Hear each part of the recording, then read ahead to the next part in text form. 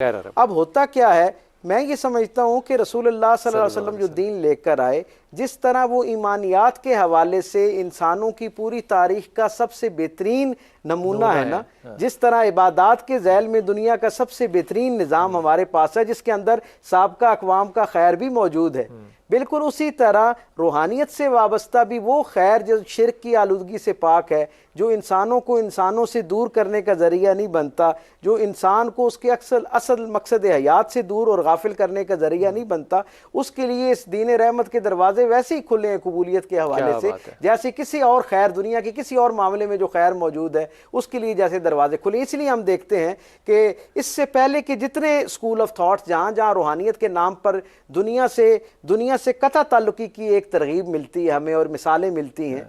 आप ये देखिए ना कि फारिस के अंदर जब ईरान के अंदर जब दीन पहुंचा तो एक बड़ी तादाद में वहाँ के सूफिया ने जब असहाब से मुलाकात की तो उन्होंने कहा कि हमने इस दीन को बहुत सारी दीगर खूबियों के साथ साथ एक बहुत मुनफरिद खूबी के सबब कबूल किया, और वो खूबी ये है कि इसका रसूल ज़ीस्त है, इसका रसूल ज़िंदगी की तरफ लाने वाला रसूल है।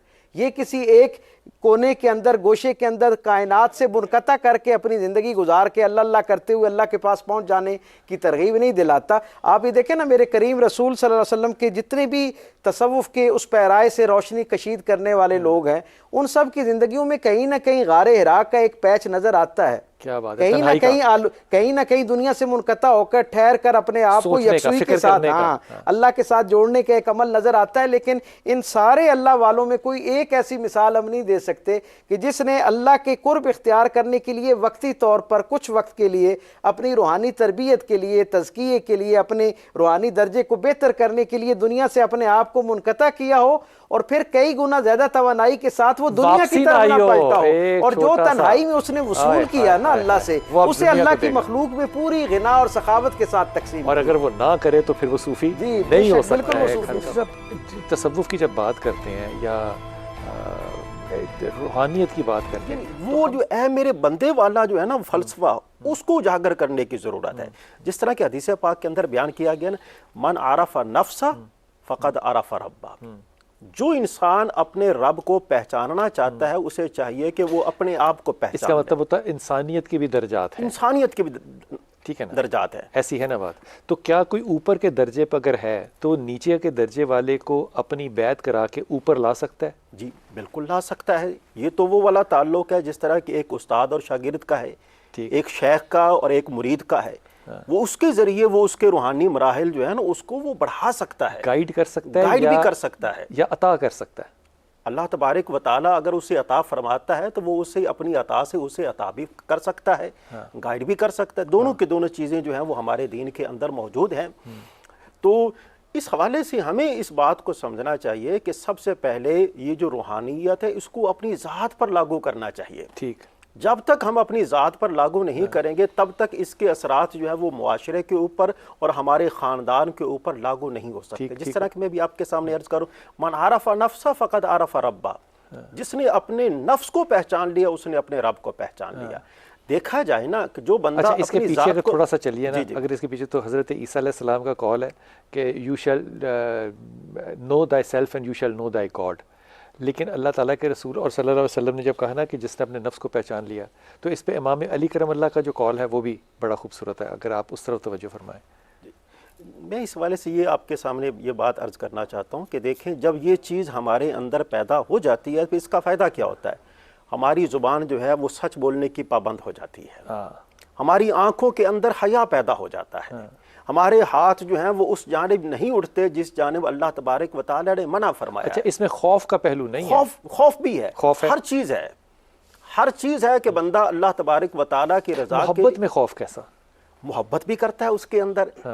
अब देखें ना, अल्लाह तबारक व तआला से खौफ जो है वो उसकी मोहब्बत की वजह से है कि भाई कहीं मेरा रब मुझसे नाराज ना हो जाए। आपकी इजाजत से अगर हम इससे खौफ की जगह धड़के का लफ्ज़ इस्तेमाल करें तो ज़्यादा खूबसूरत लगता है, धड़का लगा रहता है कि अपनाइयत और मोहब्बत की सही तफहीम होती नजर आती है। कहीं मेरा रब जो है वो मुझसे नाराज ना हो जाए। जिस तरह कभी किबला डॉक्टर साहब ने बात की कि नबी करीम सल्लल्लाहु अलैहि वसल्लम जब गारे हिरा के अंदर खलवतों में अल्लाह तबारक व तआला को याद फरमाया करते थे। हम भी देखें, जब हम लोग नमाज अदा करते हैं तो नमाज के अंदर जब हम लोग ये वाली बात अल्लाह रब्बुल आलमीन की बारगाह में कहते हैं इय्याका नाबुदु व इय्याका नस्तईन, तेरी ही हम इबादत करते हैं और तुझी से ही हम मदद मांगते तो हैं। तसव्वुफ फिर एक रूहानी मसला ना हुआ, ये एक ईमानी मसला हुआ। ऐसी बात नहीं जी है, बिल्कुल तो ईमानी मसला है। इसको आप जुदा नहीं कर सकते। हुजूर अकरम साहब इमाम अली करमल्लाह को देखें ना, तो एक किताब है हज़रत, उसका नाम है द सूफ़ी, लाले बख्तियार ने लिखी हुई।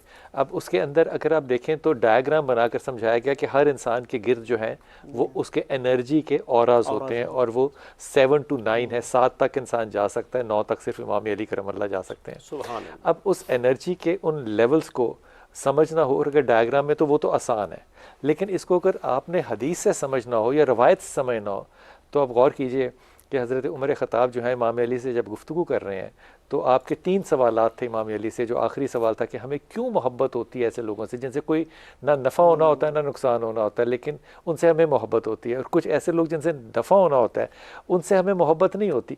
तो आपने जो जवाब दिया उसका, वो ये था कि आलम अरवा में जब हम इकट्ठे बैठे थे, जो करीब बैठे थे, जो मानूस रूहें थी, मानूस थी रूहें, वो जब ज़मीन पे उतरती हैं तो उनके औराज आपस में मिल जाते हैं। अब वो जो डायग्राम है सूफ़ी में, वो बुनियादी तौर पे एक मेरे जैसे नालायक इंसान को समझाने के लिए है कि ये औराज हैं, लेकिन जब आप इमाम अली का ये कॉल देखते हैं तो आपको अंदाज़ा होता है कि ये वो रूहों का तकाजा है जो कि आज दुनिया में आके पैदा हो रहा है। सूफी इसी दायरे को जो है ना दायरा ज़र्फ़ कहता है। दायरा ज़र्फ़ कहता है, यानी सूफ़ी होता ही इसीलिए है कि उसका दायरा ज़र्फ़ आम कलमा गो से कई गुना वुसअत में होता है। क्या बात है। उसे लोगों के ऐब नज़र नहीं आ रहे होते, लोगों की खूबियाँ नज़र आ रही होती हैं। क्या बात है। आम दर्जे का जो हमारे दर्जे के कलमा गो होता है, उसे 1000 खूबियाँ जो है नज़र नहीं आ रही होती हैं, उसकी नज़र उसे खामी के ऊपर नज़र होती है। और जो सूफ़ी होता है, जिसको अल्लाह की तरफ से कबूल कर लिया जाता है अपनी मखलूक की हिदायत और रहनुमाई के लिए, उसका ये शर्फ हो जाता है, उसका ये ज़र्फ़ भी हो जाता है, और उसका ये शर्फ भी हो जाता है कि उसे 1000 ऐब जो है उन पे उसकी नज़र नहीं जा रही होती, उसे एक खूबी जो है वो नज़र आ रही होती है और उस पर इकराम कर रहा होता है। ये कहना मुनासिब होगा ना मुफ्ती साहब, आप इस पर राय दीजिएगा, ये कहना मुनासिब होगा जिसको हम सूफ़ी कह रहे हैं वो बुनियादी तौर पर कोई सफ़ का सिर्फ पैरोकार नहीं है, वो पूरे प्रोसेस ऑफ शरीयत में से गुजर के एक लेवल ऑफ हायरार्की में एक ऊपर की जगह पे गया। जो रास्ते में हैं लोग, वो उसको शायद शनाख्त कर सकें या ना कर सकें, ये एक डिबेटेबल बात है, लेकिन वो अपने इस कायदे से जुदा नहीं है, इस प्रोसेस से होकर आया, प्रोसेस से होकर आया है। ये इंसान के अंदर परवरदिगार ने कमाल की तलाश का ज़ौक़ रखा हुआ है। कमाल, यार क्या अच्छा जुमला कहा है, खुदा की कसम, वाह यार वाह। तो कमाल की तलाश का वस्फ रखा है इंसान के अंदर। वो हर इंसान जो है वो उस लेवल पे जाके मुतमईन होता है जहाँ वो कमाल को देखता है। ठीक, मैं बिलाल भाई ये समझना चाहता हूँ, बल्कि यहाँ पे ये बात हो रही है तो ये बड़ी अहम बात है जी।